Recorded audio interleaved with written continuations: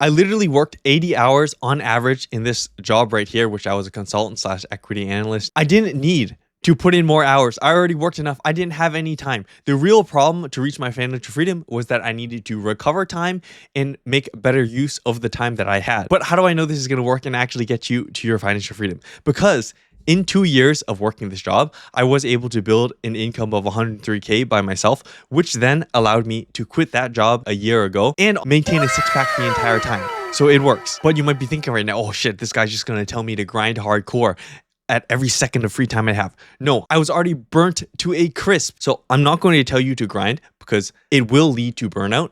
And burnout is what's going to permanently stop you from reaching your goals, your financial freedom. So if that makes sense to you, the first thing that you need to do is dual purpose everything, i.e. this is the part where you recover time.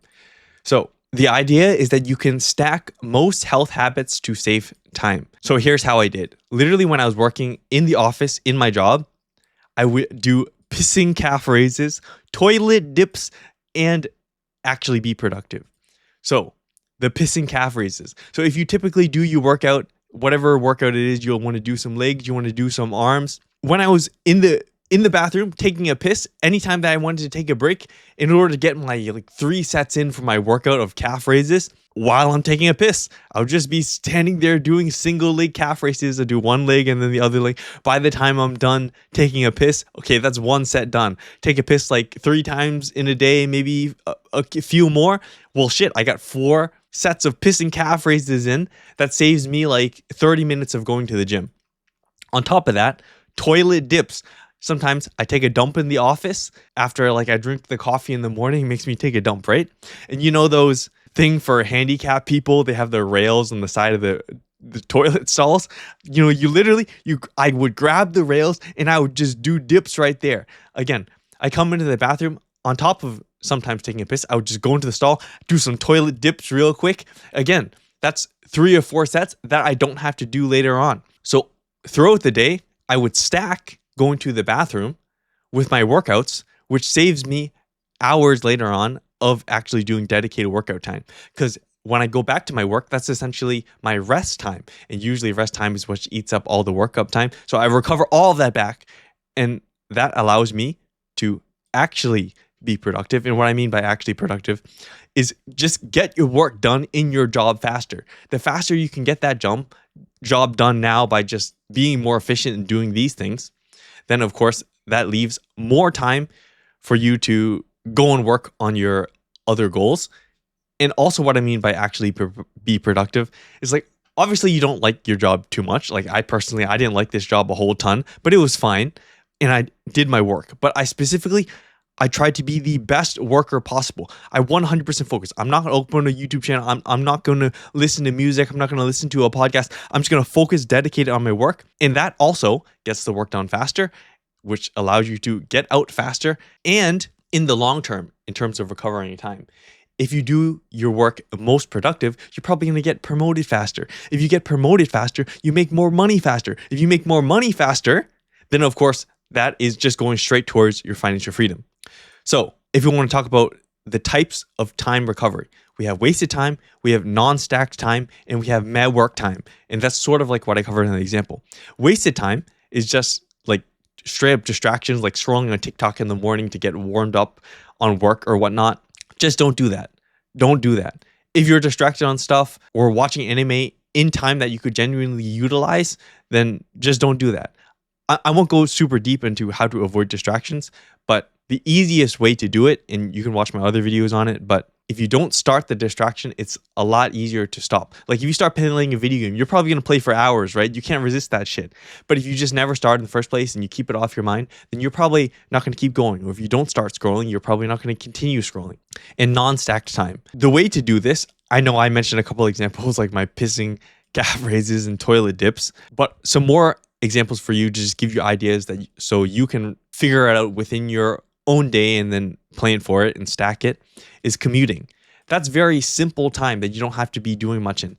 You could be reading during that time. You could be listening to a podcast or whatnot to maybe learn something towards your goal that you could apply later on when you have more actual free time. Or the bathroom, you can do the same things as me.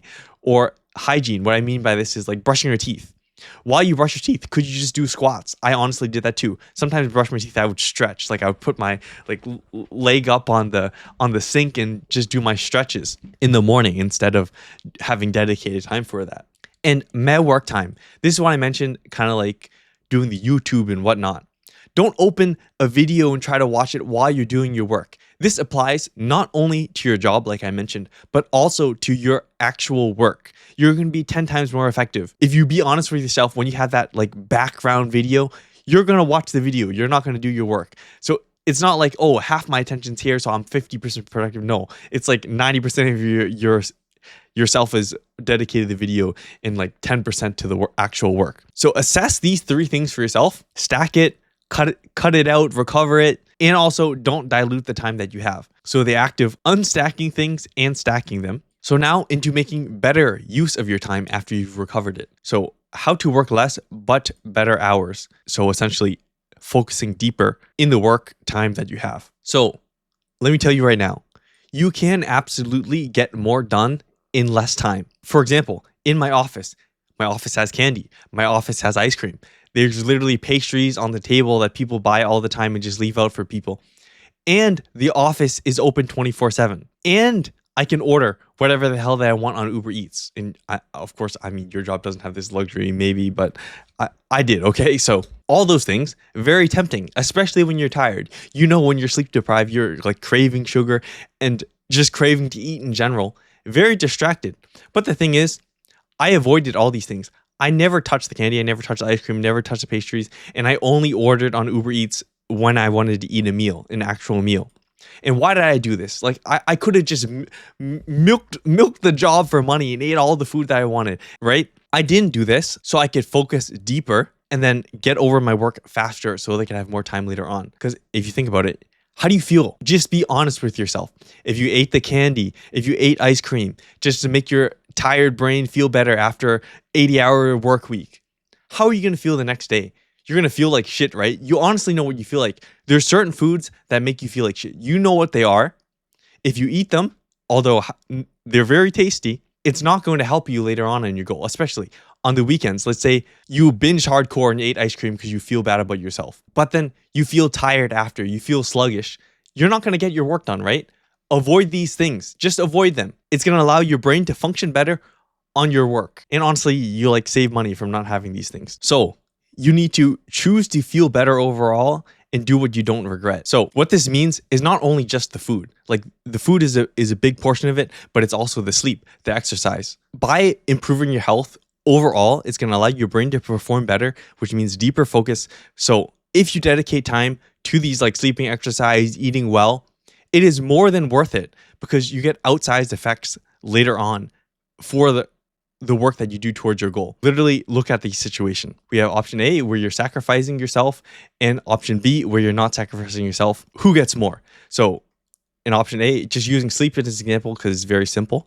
You sleep for 5 hours and work over here for 10 hours on the weekend. Or option B, where instead you sleep for 9 hours, but since now you're sleeping for the extra 4 hours, you work for 6 hours instead. So this is about 50% of the sleep that you need. This 9 hours is typically 100% for everyone. If you now take the work hours and multiply it by how awake your brain is, how refreshed your brain is, this only equates to 5 hours versus now you're feeling 100%, 6 hours of quality work. So not only are you literally getting more by sleeping more, you are feeling better. You're feeling 100% throughout the entire process.